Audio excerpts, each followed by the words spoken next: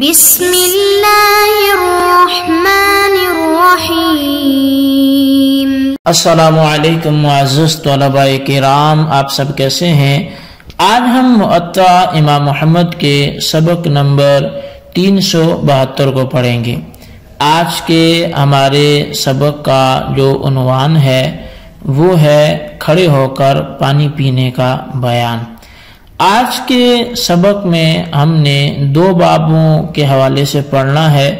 ایک تو کھڑے ہو کر پانی پینے کے حوالے سے باب ہوگا، اور دوسرا جو باب ہے وہ باب الشرب فی آنیۃ الفضۃ، چاندی کے برتنوں میں پانی پینے کے حوالے سے یہ باب ہوگا۔ تو پہلا جو باب تھا وہ باب الشرب قائمن ہے کہ یعنی کھڑے کھڑے پانی پینا، اس حوالے سے، اور جو دوسرا باب ہے وہ چاندی کے برتنوں میں پانی پینے کے حوالے سے ہوگا۔ تو بہرحال اس حوالے سے جو گفتگو ہوگی وہ ہم ترتیب وار ہر ایک باب کی تحت کریں گے۔ پہلا باب پڑھتے ہیں، باب الشرب قائمن، یہ باب ہے کھڑے ہو کر پانی پینے کے حوالے سے۔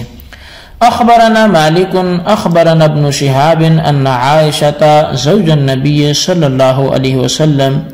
وسعد بن ابی وقاص کانا لا یریان بشرب الانسان وهو قائم بأسا۔ امام محمد رحمۃ اللہ علیہ حدیث پاک ذکر کرتے ہیں، آپ فرماتے ہیں کہ ہمیں امام مالک نے خبر دی ہے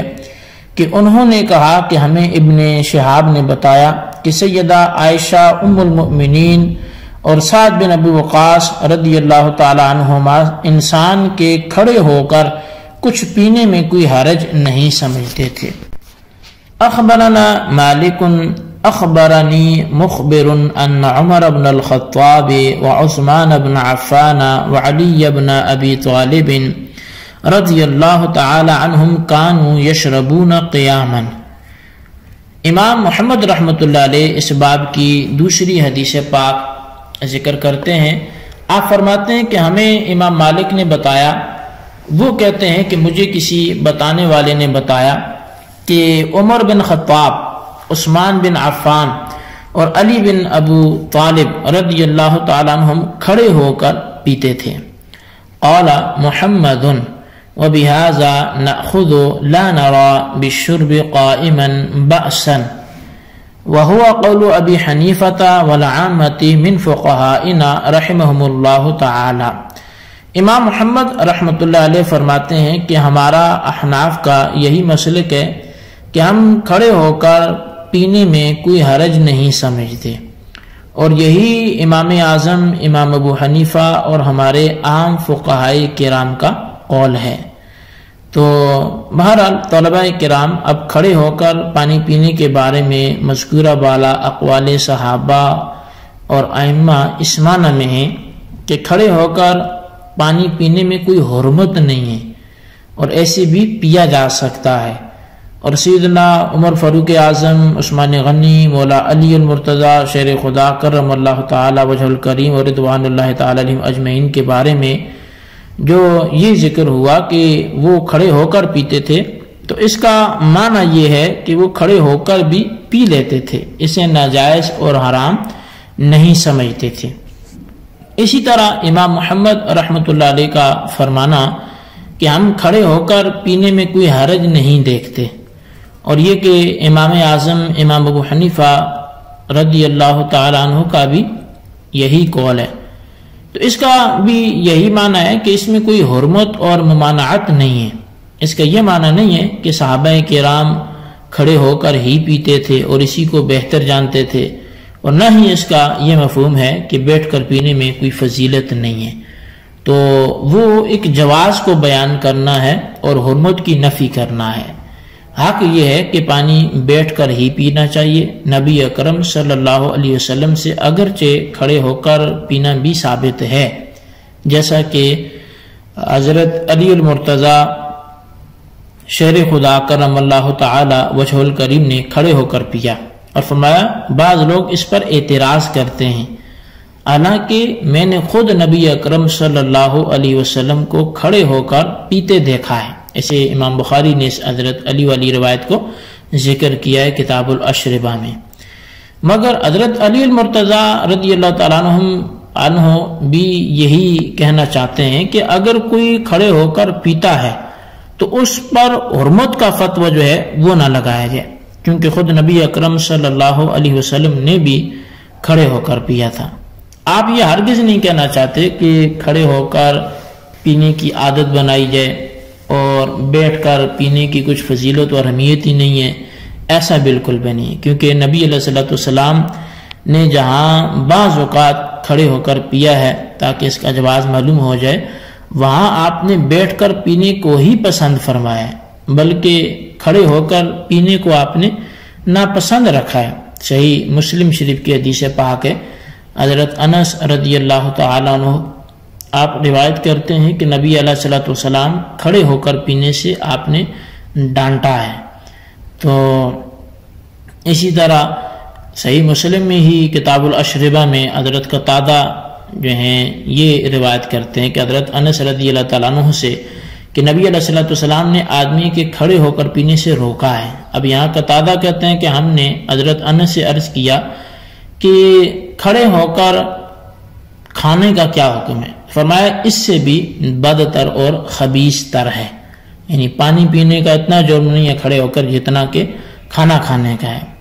اسی طرح اسی صحیح مسلم میں حضرت ابو ہریرہ رضی اللہ تعالیٰ عنہ سے روایت ہے کہ نبی علیہ الصلوۃ والسلام نے ارشاد فرمایا تم میں سے کوئی شخص کھڑا ہو کر نہ پیے، اور جو بھول کر پی لے وہ قے کر لے۔ اب یہاں یہ بات یاد رہے کہ نہ حدیث میں نبی اکرم صلی اللہ علیہ وسلم کا کھڑے ہو کر پینے سے نہیں فرمانا، یہ نہیں بھی تنزیہی ہے، نہیں تحریمی نہیں ہے، کیونکہ آپ نے بعض اوقات خود کھڑے ہو کر پیا ہے، اور یہ آپ نے پیا اس لیے کہ تاکہ پتہ چلے کہ کھڑے ہو کر پینا بھی کوئی گناہ کا کام نہیں ہے، اگرچہ وہ افضل عمل نہیں ہے۔ تو افضل عمل تو یہ ہے کہ بیٹھ کر پیا جائے، لیکن اگر کوئی کھڑے ہو کر پیتا ہے تو ہم کم از کم اسے حرام یا گناہگار نہیں کہہ سکتے۔ تو اب دوسرے باب کی طرف بڑھتے ہیں، باب الشرب فی آنیۃ الفضۃ، کہ چاندی کے برتنوں میں پینے کے حوالے سے یہ باب ہے۔ امام محمد رحمۃ اللہ علیہ حدیث پاک ذکر کرتے ہیں، اخبرنا مالک اخبرنا نافع عن زید بن عبد اللہ بن عمر عن عبد اللہ بن عبد الرحمن بن ابی بکر صدیق رضی اللہ عنہ عن ام سلمۃ زوج النبی صلی اللہ علیہ وسلم ان النبی صلی اللہ علیہ وسلم قال ان الذي يشرب في آنية الفضة انما يجرجر في بطنه نار جہنم۔ امام محمد رحمۃ اللہ علیہ آپ بیان فرماتے ہیں کہ ہمیں امام مالک نے بتایا، وہ کہتے ہیں کہ ہمیں حضرت نافع نے خبر دی، اور انہیں زید بن عبداللہ بن عمر نے خبر دی، اور انہیں عبداللہ بن عبد الرحمن بن ابو بکر نے ام سلمہ رضی اللہ تعالیٰ عنہ سے روایت کر کے بتایا کہ نبی اکرم صلی اللہ علیہ وسلم نے فرمایا کہ جو شخص چاندی کے برتنوں میں پیتا ہے وہ اپنے پیٹ میں نار جہنم انڈھیلتا ہے۔ قال محمد وبہذا نأخذ یکرہ الشرب فی آنیۃ الفضۃ والذہب ولا نرى بذلك بأسا فی الاناء المفضۃ وهو قول ابی حنیفۃ والعامۃ من فقہائنا رحمهم اللہ تعالی۔ امام محمد رحمۃ اللہ علیہ آپ بیان فرماتے ہیں کہ ہمارا احناف کا یہی مسلک ہے کہ چاندی اور سونے کے برتن میں پینا مکروہ ہے، تحریمی ہے۔ البتہ چاندی کے پان چڑھے برتن میں پینے میں ہم کوئی حرج نہیں دیکھتے، اور امام اعظم امام ابو حنیفہ اور ہمارے عام فقہائے کرام کا بھی یہی قول ہے۔ تو معزز طلباء کرام، چاندی کے برتن ہوں یا سونے کے ہوں، ان میں کھانا پینا تمام ائمہ کرام کے نزدیک حرام ہے، مردوں کے لیے بھی اور عورتوں کے لیے بھی۔ اب اس پر حدیث میں کثیر واردات جو ہیں وہ وارد ہوئی ہیں، چنانچہ امام بخاری، امام مسلم، امام طبرانی اور امام احمد نے اور دیگر تمام کتب صحاح میں جو حدیث پاک یہاں ذکر کی گئی وہ وہاں پہ بھی مذکور ہوئی ہے۔ اس کے علاوہ اور بھی کئی ایک احادیث موجود ہیں، جیسا کہ بخاری شریف میں ہے کہ ابن ابی لیلہ وہ روایت کرتے ہیں کہ ایک بار ہم حضرت حذیفہ رضی اللہ تعالیٰ عنہ کے ساتھ سفر پہ نکلے تو نبی اکرم صلی اللہ علیہ وسلم کا ذکر ہوا تو انہوں نے یہ حدیث سنائی کہ رسول اللہ صلی اللہ علیہ وسلم نے فرمایا چاندی اور سونے کے برتن میں مت کھاؤ اور ریشم اور دیباج مت پہنو کہ یہ کفار کے لیے دنیا میں ہیں اور ہمارے لیے آخرت میں ہیں۔ اسی طرح ایک دوسری روایت ہے، وہ بھی بخاری کی ہے اور وہ بھی ابن ابو لیلہ اس کے راوی ہیں۔ وہ کہتے ہیں کہ حضرت حذیفہ رضی اللہ تعالی عنہ مدائن میں موجود تھے تو آپ نے پینے کو پانی مانگا تو ایک دیہاتی چاندی کے پیالے میں پانی لے کے آیا تو آپ نے اسے دور پھینک دیا اور فرمایا میں نے اس لیے پھینکا ہے کہ میں نے اسے منع کیا مگر یہ باز نہ آیا، جبکہ نبی اکرم صلی اللہ علیہ وسلم نے ہمیں ریشم اور دیباج پہننے اور چاندی سونے کے برتن میں پینے سے منع فرمایا ہے، اور آپ نے فرمایا ہے کہ یہ چیزیں کفار کے لیے دنیا میں ہیں اور ہمارے لیے آخرت میں ہیں۔ تو بہرحال یاد رہے کہ سونا چاندی کے چمچے سے کھانا، اس کی سلائی یا سرما دانی سے سرما لگانا، سنہری اور نقرئی قلم سے لکھنا یا ایسے لوٹے سے وضو کرنا کہ ایسی کرسی پہ بیٹھنا کہ جس پر سونے کا رنگ چڑھا ہو، تو یہ سب جو ہیں وہ ممنوع ہیں۔ تو بہرحال یہ حدیث پاک میں اس کی حکمت بھی بتا دی گئی کہ یہ کفار کے لیے دنیا میں ہے، وہ ان سے ایسے نفع اٹھا سکتے ہیں اور مسلمان جو ہیں وہ آخرت میں اس سے فائدہ اٹھائیں گے اور اللہ تبارک و تعالی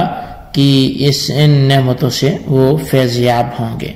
تو بہرحال جی یہ ہمارے آج کے سبق کی عبارت اور اس کا ترجمہ تھا جو آپ نے سماعت کیا، اس کی وضاحت بھی آپ نے سنی۔ اللہ تعالیٰ سے دعا کرتے ہیں کہ اللہ تبارک و تعالی ہمیں یاد رکھنے کی، سمجھنے کی توفیق نصیب فرمائے۔